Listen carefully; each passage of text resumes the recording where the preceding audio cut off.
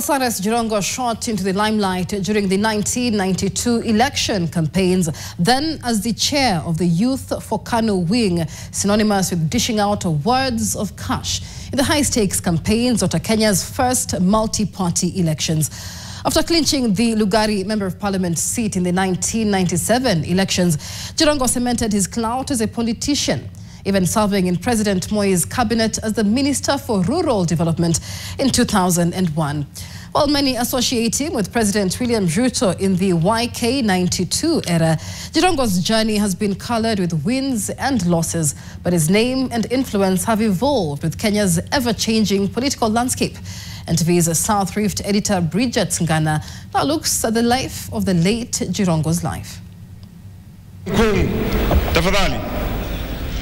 At his prime, the late Cyrus Jirongo walked shoulder to shoulder with the high and mighty. The late President Daniel Moi entrusting him alongside President William Ruto and other Kanu youth wingers with the 1992 general election. It was the first multi-party election in the country. I walk very nicely, but I don't have a nice walking style.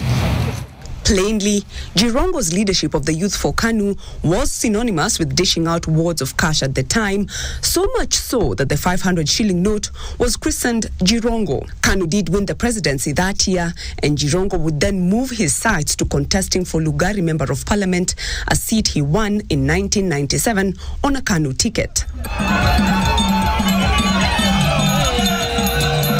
In the aftermath of the 1992 elections, Jirongo fell out of favor with his Kanu benefactors when his role in the YK92 movement was deemed as a threat to the status quo of the ruling party, and it was disbanded.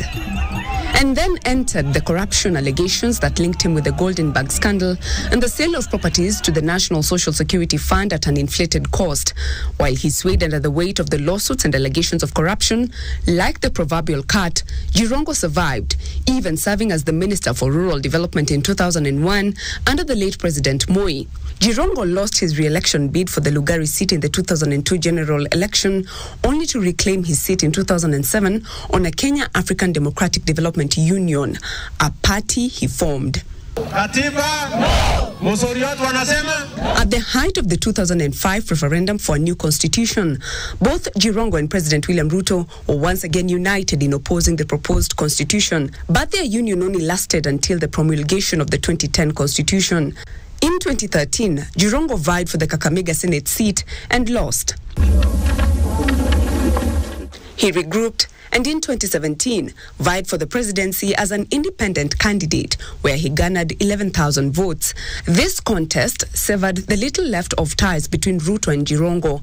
At times, the political differences degenerated into public spats, even when the occasion was meant to be a solemn one.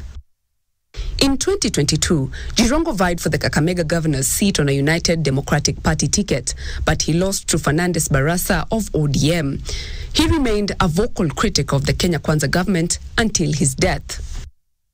The late Cyrus Jirongo's three-decade political career could be described as flamboyant, witful, and indefatigable, owing to the fact that he was able to realign himself with the electorate by founding different political outfits during political contests. Jirongo was not a sole loser, and unfortunately on 13th December 2025, he died in a car crash here in Nakuru along the Nairobi-Nakuru highway.